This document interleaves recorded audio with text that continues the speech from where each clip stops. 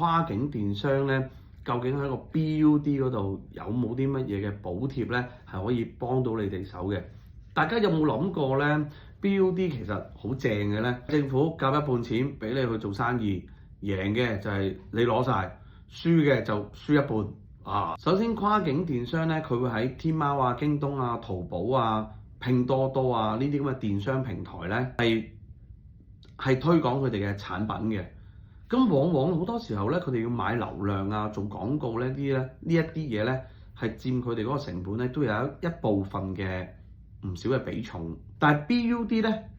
就能夠幫你減輕咗一半嘅廣告費支出啦。咁係咪可以直接慳到你哋嘅成本呢？其次就係組建呢個跨境電商團隊嘅時候咧，請人去做呢個宣傳嘅材料啊、客服啊，甚至乎係銷售啊呢啲咧。其實都可以利用呢個不分咧，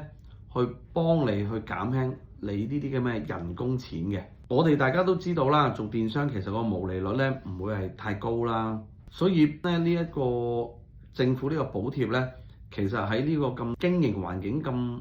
困難嘅情況底下咧，其實真係可以幫助到好多企業去走出呢個難關嘅。最重要嘅咧就係每個銷售平台都可以